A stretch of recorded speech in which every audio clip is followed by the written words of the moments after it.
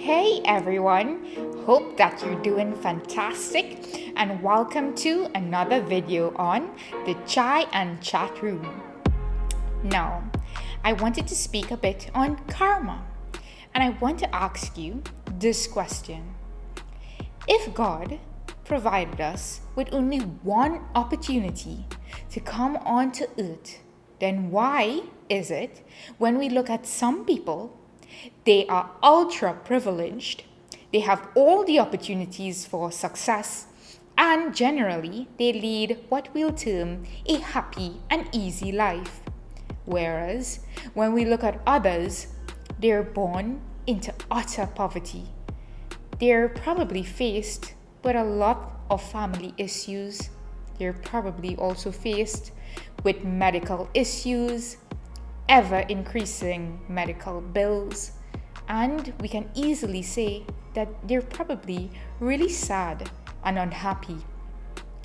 If we're given one life, why then do we have this disparity? Why do we have the lucky ones? Why do we have the bad lucky ones? Well, for me, only Sanatan Dharma, also known as Hinduism, answers that question. The fundamental concept that most people have heard of, which is karma, is really referred to as your action. The word karma means action, and there is nothing such as good karma or bad karma per se. It's really just action, and what action you do, you're going to reap the rewards. So yes, we may consider some deeds to be good deeds and we expect good deeds in return. Sometimes we perform bad deeds and I guess we probably expect bad things to come our way.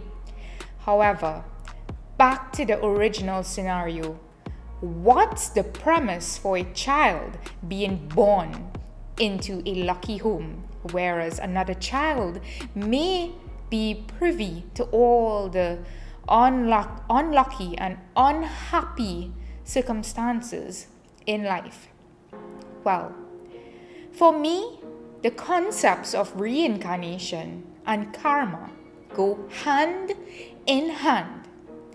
Each life form that we take and each life that we're given, it gives us the opportunity to escape this cycle of rebirth and death. What we really need to aim to achieve is to perform action and not have any sort of attachment with it. Let's really examine ourselves. When festivities come up and we decide to give charity, how many of us really selflessly give up money or some other item to someone who's less fortunate? A lot of times, people who give actually publicize. They publicize these sort of news and actions because it's something to boost their ego. The Srimad Bhagavad Gita clearly says, if you do not want to attain any sort of residual karma, then perform your actions without any sort of attachment. For most of us, every action that we do is really related to some sort of desire or attachment. Even simple activities.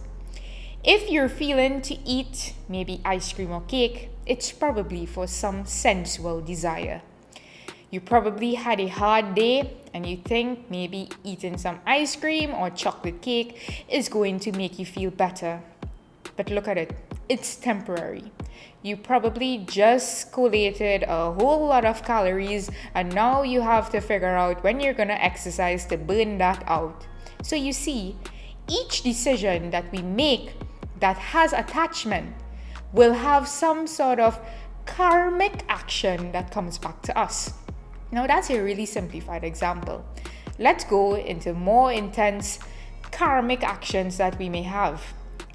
Okay, you probably decided you want to get married. What's the premise behind that marriage? It's probably because you want romantic love, you probably want the security of a partner, you probably want to even boost your financial situation. Did you notice one word that I repeated in every single sentence? That is the word want.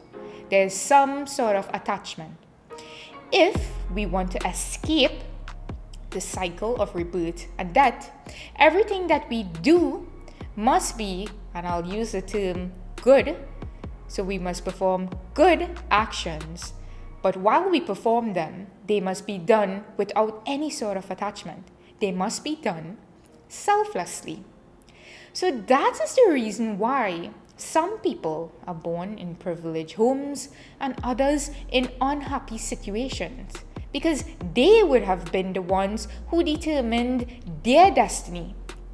God gave us the gift of free will, and we are the ones who decide what to do.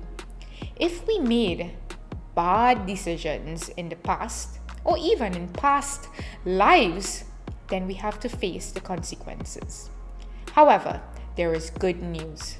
And the good news is perform good deeds, perform deeds that can only help people. And first and foremost, don't do those deeds with the expectation of boosting your ego.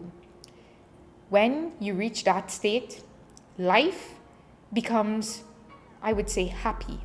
However, you should really aim to reach that state in life where whatever happens, be it something that we'll classify as good or classify as bad, we can still withstand it and still perform our duty or dharma. So I hope this introduction of karma and bringing in the Hindu concept of reincarnation provided some food for thought. So go ahead, think about this question that I had at the beginning of the video and reflect on it.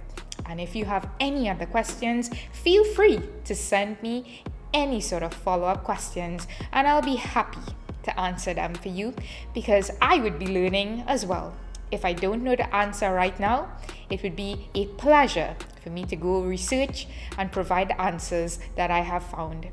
So continue to be safe until we meet again. Take care.